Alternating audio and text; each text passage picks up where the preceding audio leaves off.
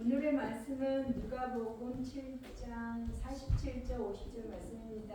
다 같이 봉독하시겠습니다. 이러므로 내가 내게 말하노니 그의 많은 죄가 사하여졌도다. 이는 그의 사랑함이 많음이라. 사함을 받은 일이 적은 자는 적게 사랑하느니라. 이에 여자에게 이르시되 내 죄 사함을 받았느니라 하시니라.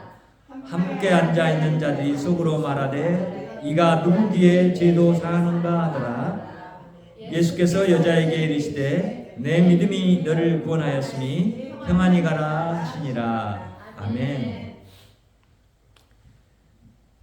우리는 하나님의 크신 사랑을 받은 자들입니다. 그래서 하나님께 이 사랑의 보답을 할 수 있는 그런 길이 정말 전무함을 알게 되는 것이 하나님의 크신 사랑에 비례해서 우리가 할 수 있는 것이 없기 때문입니다.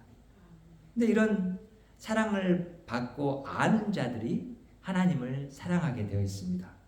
오늘 우리가 읽은 본문에 이제 등장하는 한 여인이 있습니다. 찬송가에도 우리가 불렀지만 막달라 마리아라는 여인입니다. 한 바리새인 시몬이라는 사람이 예수님을 자기 집에 초청을 했어요. 식사를 대접하려고요. 그래서 그 바리새인이 자기 집으로 초청한 것을 알게 된 이 마리아가 그 집을 찾아갑니다. 그리고 예수님 앞에서 눈물을 흘리면서 그에게 자기 눈물을 흘린 것을 자기 머리털로 닦아주고 그가 예수님의 발에 끊임없이 양발에 입 맞추며 그리고는 자기가 준비해온 향유를 예수님에게 부었습니다. 그런데 이것을 못마땅하게 여겼던 바리새인이 있습니다. 왜냐하면 이 여인의 과거 경력이 죄인이기 때문에 그가 감히 자기들과 함께 한다는 것조차도 그들은 싫어하는 그런 부류의 사람들이었습니다. 그리고는 예수님에게 그렇게 행하는 그것을 보면서 그들은 생각합니다. 아니, 저 사람이 선지자라고 한다면 어떻게 죄인인 저 여자를 용납하고 그가 저렇게 하는 행위를 그대로 그냥 두느냐라고 하는 생각이었습니다. 그래서 그들의 마음속에는 예수는 선지자가 아니구나 이렇게까지 생각을 하게 됐습니다. 그런 생각을 읽으신 예수님이 오늘 이 우리가 읽었던 본문의 말씀을 시작해서 하시는 겁니다. 그래서 우리는 이 향유를 부은 여인의 이야기를 들으면서 사실 우리가 이 말씀을 통해서 하나님이 우리에게 무엇을 말씀하려고 하느냐 하는 것에 초점을 맞춰야 되고 그런 결론의 부분에서 47절부터 50절에 예수님이 분명하게 설명해 줍니다. 바리새인아, 네가 생각하는 그 생각이 옳으냐? 그렇지 않다. 너 한번 생각해봐라. 500데나리온을 빚진 사람이 있고 50데나리온을 빚진 사람이 있으면 그들 둘 다 빚을 갚을 능력이 없어서 그 돈을 꾸어준 사람이 다 탕감해 줬는데 다 탕감받은 사람 중에 누가 더 그 탕감해 준 사람을 사랑하겠느냐? 이렇게 묻는 거예요. 그때 바리새인 시몬은 뭐라고 대답합니까? 더 많이 탕감을 받은 자가 그 탕감해 준 사람을 사랑할 것입니다. 이렇게 얘기하는 거예요. 근데 우리가 생각할 때 한 데나리온이라는 돈은 정말 큰 돈입니다. 그 한 데나리온은 한 사람이 하루 일하는 품삯이에요. 하루 일해서 버는 돈이에요. 그러니까 500데나리온이면 거의 1년 반 정도 되는 기간 동안에 그 돈을 탕감 받았다는 거예요. 어떤 사람은 50일 일한 돈을 탕감 받았다는 거예요. 그러니까 이런 아주 비교할 수 없는 많은 그런 돈을 탕감받은 사람하고 그렇지 않은 자가 누가 더 사랑할 것인가에 대한 그런 질문을 합니다. 그러니까 이런 비유를 들으면서 우리는 이 비유에 대해서 그 비유를 자세하게 이것은 이거고 이것은 저거다라고 말하려고 해서는 안 되고 이 말을 통해서 말하려고 한 진정한 의미를 알아야 돼요. 그것이 표현하고 비유가 말하자고 하는 것은 한 가지라고요. 더 많이 탕감받는 사람이 더 많이 사랑한다 이거잖아요. 그런데 그렇게 예수님이 그 이야기를 하게 된 이유는 뭐냐면 바리새인의 조금 전에 말한 그 생각 안에 있는 생각을 읽었기 때문이에요. 그래서 이렇게 말했던 거예요. 그러니까 이 이야기를 하시면서 예수님은 왜 지금 그 질문을 하게 된 것에 대한 그 내용들을 설명해 가시는 거예요. 이 여자는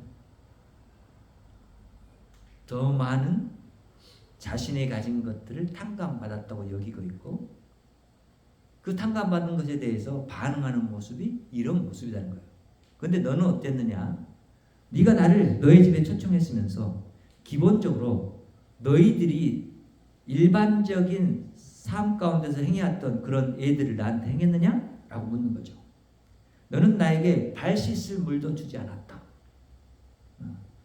이스라엘 그 지역은 샌들을 신고 다니죠. 발이 지저분해져요. 그러니까 손님을 초청하면 반드시 그 주인이 물을 준비해서 발을 씻도록 하는 거예요. 그것이 자기들의 예의예요. 그리고 또 그들이 초청한 손님에게 인사하는 그 버릇은 뭐냐면 볼에 입 맞추는 일이에요. 그런데 이 시몬은 예수님에게 그런 일을 행하지도 않았어요. 예수님의 말에 기인하자면 너는 일반적으로 손님들에게 존중하는 의미로 부어주는 올리브 오일조차도 나에게 부어주지 않았다. 그런데 이 여인은 어땠느냐? 여인은 나의 발을 자기 눈물로 씻어줬으며 머리털로 닦아줬고 나에게 입맞춘데 얼굴에 입 맞추는 것이 아니라 양발에다가 계속해서 입 맞췄다. 그리고 마지막 하나는 이 귀한 올리브 오일이 아니라 향유, 이것도 오일인데 이스라엘의 여자들이 결혼 준비품으로 마련하는 이 향유죠. 근데 이 향유를 나의 몸에 부어줬다. 이렇게 말한 거예요. 다른 성경에 의하면 이게 300데나리온이에요. 이 돈이 엄청난 것이에요. 그 양이 대단합니다. 사실 돈도 엄청나게 많이 들어서 자기 평생 여자가 결혼할 준비품으로 모아가는 것이에요. 그러니까 얼마나 또 귀한 거예요. 근데 이것을 예수님에게 보여줬다는 거예요. 그러면서 그 두 사람의 예수님을 향한 예수님을 영접하고 대접하는 것을 이야기를 해줘요. 그러니까 오늘 이 향유를 부은 여인을 통해서 우리는 47절의 말씀을 통해 알게 되는 것은 이 여인은 누구를 사랑해요? 예수님을 사랑한다는 거예요.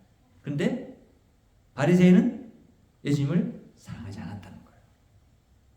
그래서 47절 이렇게 말한 거예요. 이러므로 이렇게 말하는데 이러므로라는 얘기는 바로 그 위에 36절부터 46절까지 예수님께서 그를 만나는 경위와 그리고 그에게 해준 그런 비유들과 그 이야기들을 종합해서 결론적으로 이렇게 말하는 거예요. 이러므로.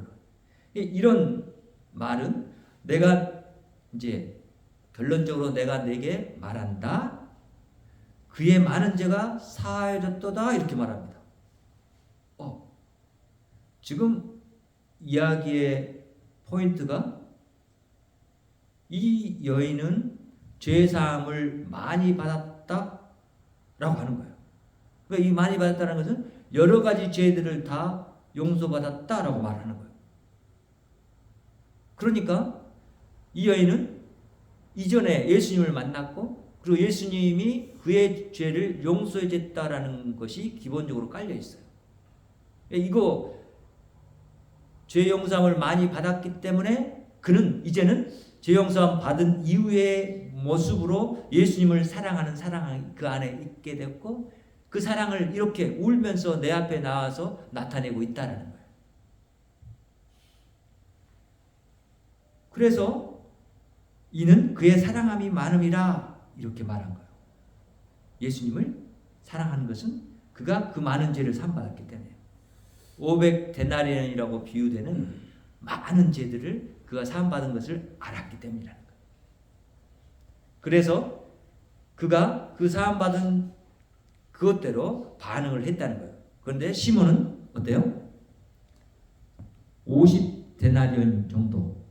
그 이야기는 뭐예요? 시몬은 자기 죄 사함 받은 것에 대해서 별로 인지하지 못하고 있다는 거예요. 자기 죄에 대한 인지가 떨어져요. 자기는 율법을 잘 지키고 살아왔고 그리고 자기 행위에 대해서는 거의 결점이 없는 거라고 여기고 있어요. 그래서 자기는 율법을 통한 의를 통해서 구원 받는다고 여기고 있었어요. 그런데 그런 모습 속에서는 누구를 사랑하지 않고 있다? 하나님을 사랑하지 않고 있다라고 말하고 있는 거예요. 그러니까 하나님을 사랑하지 않는 자는 그 사랑을 나타내는 일도 어떠한다? 자기가 사함받은 것에 비례해서 나타난다라고 하는 거예요. 내가 죄사함을 많이 받았다고 여긴다면 나는 그 죄사함을 많이 받았기 때문에 하나님을 그만큼 더 많이 사랑한다는 거예요. 저와 여러분이 그렇다는 거예요. 극히 인간적인 육신의 한계 속에 갇혀있는 사람들이 해내는 생각이에요. 근데 그 생각을 알았기 때문에 예수님이 이렇게 말씀하신 거예요. 여인은 예수님을 많이 사랑했습니다. 둘째는 그가 그렇게 예수님을 사랑한 것에 대해서 죄 용서를 받았기 때문이라고 말하죠. 48절과 49절 우리가 읽어봤지만 이 여자에게 이르시되 내 죄사함을 받았느니라 라고 말씀하십니다. 이 죄사함을 받았단 말은 두 번이나 지금 얘기하고 있어요. 예수님이 강조해서. 그랬더니 바리새인들의 심중에는 처음에 첫째 때는 그저 그런 줄 알았어요. 근데 두 번째 얘기하니까 이게 이제 사실이 되는 거예요. 그러니까 바리새인들 생각에는 과연 이분이 누구간데 우리가 볼 때는 선지자 같지도 않은 사람인데 어떻게 죄를 사할 수 있느냐라고 하는 의문을 갖게 된 거예요. 그러나 분명히 예수님은 그런 그들의 생각을 아시고 그들의 죄사함에 대한 이야기를 하시려고 그들 앞에서 이렇게 말씀하신 거예요. 죄사함을 받았느니라. 강조해서 두 번이나 말한 거예요. 그럼 이 말은 뭐예요? 나는 너희 죄를 사할 수 있는 권세를 가지고 있다라고 말하는 거예요. 그러니까 이 부분에서 우리는 알게 돼요. 향유를 부은 여인의 그런 사랑 많음을 칭찬하려고 하는 것도 아니고 바리새인의 그런 부족한 모습을 나무라려고만 하는 것이 아니라 실제로 이 비유를 통해서 이 사건을 통해서 예수님이 많은 죄도 사할 수 있는 권세를 가지신 분이다 라는 것을 말하려고 하는 거예요. 모든 사람들이 그 사실을 알고 그 사실 가운데서 이제 예수 그리스도를 향한 그런 믿음이 시작된다라는 것을 우리는 알아야 돼요. 향유를 부었던 여인, 그가 그렇게 할 수 있었던 것은 그가 자기 이전에 지었던 그 큰 죄를 정말 어느 누구도 자기를 죄인이라고 외면했고 받아주지 않았는데 삶 가운데서 도덕적으로 좀 그런 우리가 잘 생각하지 못한 그런 직업에 일을 했고 그렇게 돈을 많이 받아서 향유를 샀지만 그 모든 것이 바리새인들의 그런 똑같은 시각의 눈에 있는 사람들이 보기에는 그것이 깨끗하지 못한 것들이고 그냥 죄인의 모습에서 나온 것들이기 때문에 그를 받아들일 수 없었어요. 근데 예수님은 그런 그를 받아들인 거죠. 그리고 그의 죄를 사해 주신 것이었죠. 우리는 이제 이런 상황 가운데서 알게 돼요. 향유를 부인 여인을 통해서 우리는 셋째로 우리의 구원은 믿음을 통해서 받는다는 거예요. 예수님은 의심하고 있는, 예수님의 제사한 권세가 있다는 것을 의심하고 있는 그들에게 이렇게 말하는 거예요. 예수께서 여자에게 이르시되 내 믿음이 너를 구원하였으니, 이렇게 말하는 거예요. 바리새인들은 제사하는 권세가 있을 뿐만 아니라 지금 이분이 뭐라고 말했어요? 너의 믿음이 너를 구원하였다까지라고 말해요. 근데 정말로 이 마리아가, 막달라 마리아가 그 믿음이 있었을까요? 한번 내가 죄를 용서해 줬어요. 그 여자도 예수님이 진짜 누군지는 몰라요. 근데 자기 앞에 다가와서 자기 죄를 용서해 준다고 말을 했어요. 그리고 그 죄를 용서해 주셨어요. 그랬더니 그의 마음 가운데 자리하게 되는 것은 이분이 나의 죄를 용서한 것이 사실이구나 라고 느껴질 만큼 그 마음 안에 그의 지금까지의 삶에 잘못됐던 모든 부분들을 다 사르르 눈 녹듯이 녹는 것을 느꼈던 거죠. 그리고는 이 말을 예수님이 그에게 다시 한번 그가 받아들이지 못할 환경 가운데서 그가 더 믿음의 자리에 굳게 서야 되기 때문에 지금 이 제사함을 선포하는 이가 누군지, 그 선포함이 정말로 능력이 있는 것인지를 나타내기 위해서 다시 이렇게 말한 거예요. 내 믿음이 너를 구원했다. 이렇게. 근데 사실은 이 믿음은 누가 주신 믿음이에요? 예수님이 그 여인에게 주신 믿음이에요. 그러니까 우리는 알아요. 이 사건을 우리가 보면서 믿음 있는 사람이 구원받는구나. 지금 예수님은 그 당시 아직 십자가를 지시지 않았어. 그런데도 불구하고 그의 죄를 용서받았다고 선포를 하는 거예요. 이 죄를 사함을 받았다는 것이 이미 완료형으로 되어 있어요. 이미 완전하게 받았다는 거예요. 죄사함을. 그때. 근데 예수님은 아직 십자가를 지시지 않았어. 그런데도 그렇게 선포할 수 있어. 왜요? 그렇습니다. 예수님은 그 여인을 사랑하는 하나님이시기 때문에 그렇습니다. 그래서 그런 시간의 구애를 받지 않은 하나님이신 예수님이 그 여인의 죄를 그렇게 용서함 받았다라고 선포할 수 있었습니다. 왜냐하면 자신이 하나님이기 때문에 자신의 능력으로 능히 그렇게 선포할 수 있는 분이기 때문에 앞으로 당신이 그 여인의 죄를 지고 십자가에서 죽을 것을 당신이 아시고 계시기 때문에 당신 안에서 죄 용서함을 받을 것이라는 것을 그가 알기 때문에 예수님은 그렇게 선포할 수 있었던 거예요. 그래서 마지막으로 이렇게 말하잖아요. 평안히 가라. 이렇게 말하는 거예요. 평안히 가라. 평안은 누구에게며? 이렇게 죄 사함을 받은 자에게 임합니다. 우리에게 하나님의 죄 용서함을 주셨을 때 우리 마음 가운데 뭐가 임했다요? 평안이 임했다는 거예요. 평안이 임했다는 것은 이 평안은 누가 가져다 줘요? 그렇습니다. 하나님 아버지가 예수님을 통해서 성령을 우리 안에 보내주셔서 그것에 대한 확증으로 나타나는 반응이에요. 그래서 우리 안에는 평안이 있는 거예요. 평안이 없다면 이제 우리는 또 돌이켜서 생각을 해봐야 돼요. 내 안에 정말 예수 그리스도가 내 모든 죄, 내 수많은 죄들을 사했다고 하는 것을 내가 믿고 있는가? 과거의 죄, 현재의 죄, 그리고 미래의 죄까지도 이거예요.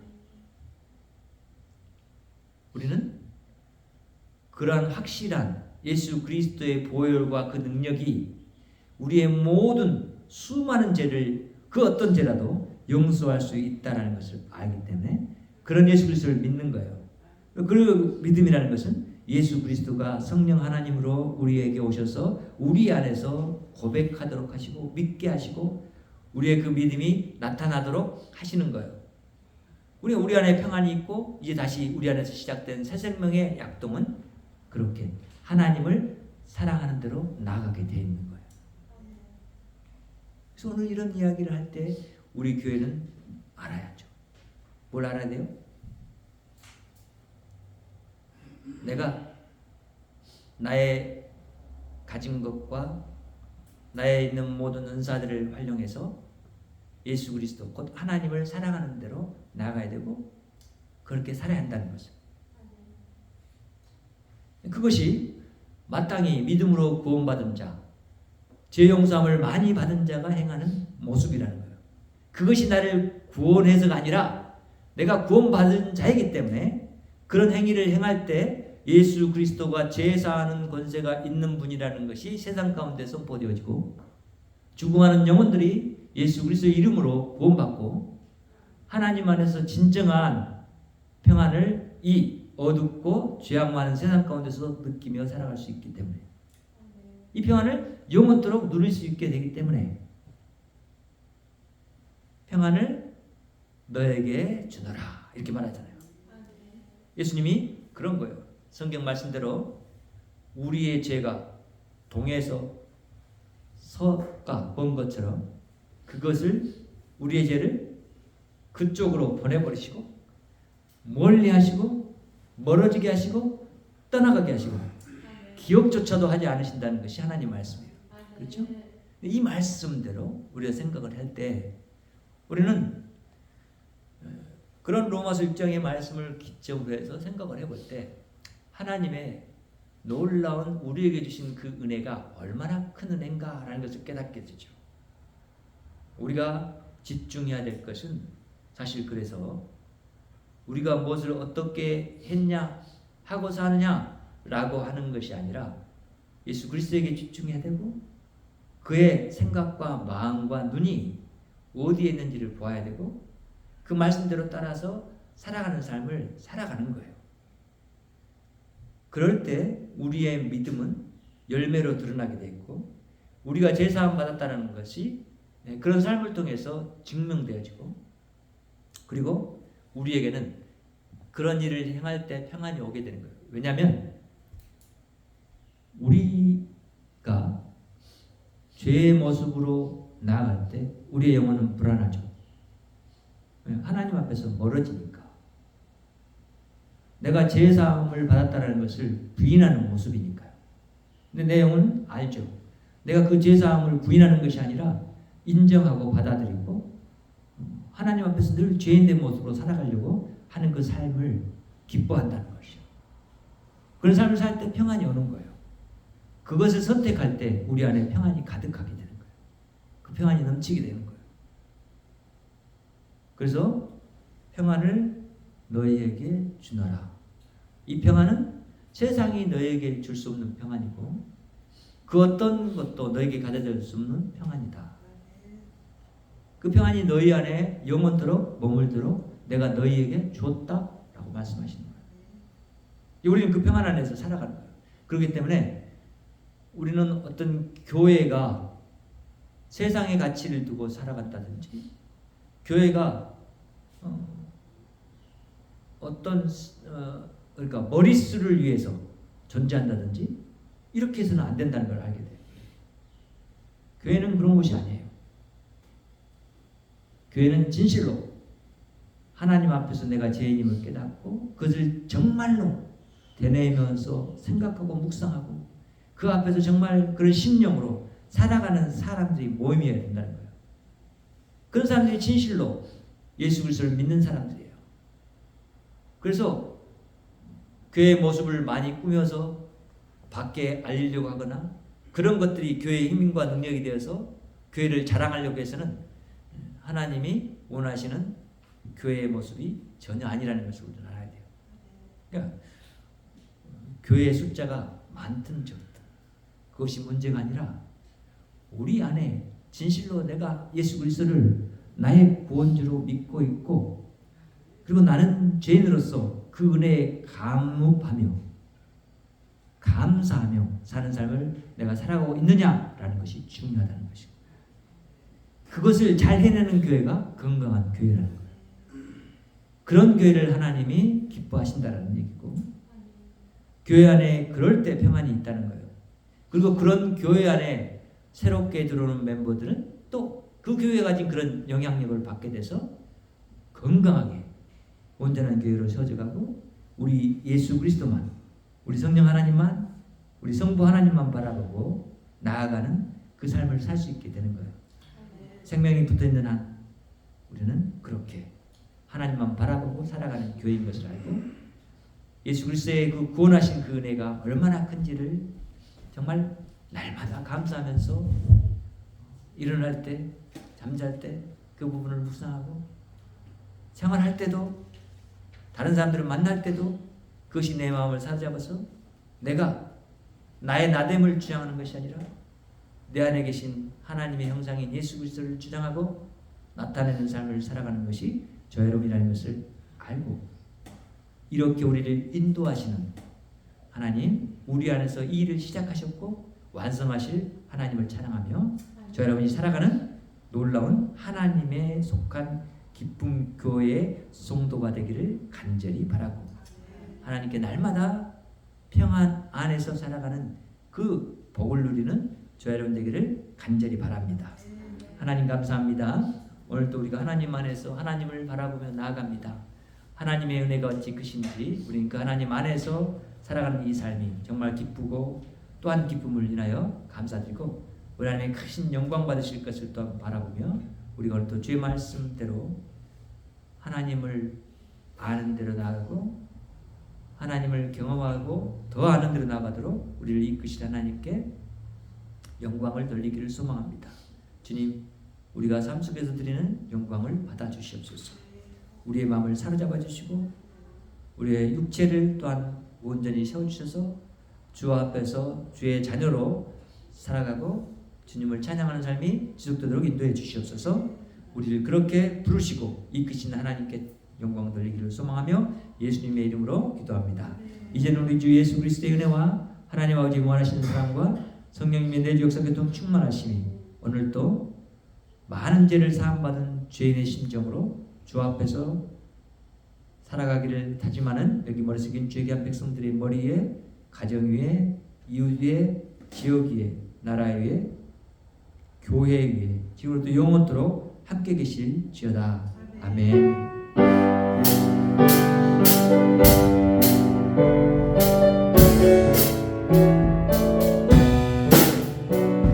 너의 가는 길에 주의 평강이 있으니 나와 함께 가시니 내 걸음 주 인도하시니 내 강한 손 너희 가시니 가는 길에 주의 축복이 있으니 나의 함께 가시니 내가 받는 모든 상 주님 다스리니 주의 길에 주님 나라 위하여 기뻐하는 나의 영예여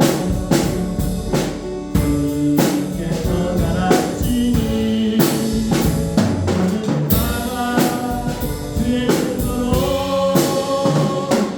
지금과 향하여 꽃이 피어나고 세상은 내 안에서 주님의 영광 보리라 강하고 담대하라 세상이 주신 주님 함께 동화동에 가시며 내게 새 힘을 주시니 하나님께 영광을 올립니다. 여러분을 가정과 이웃에 파송합니다. 감사합니다.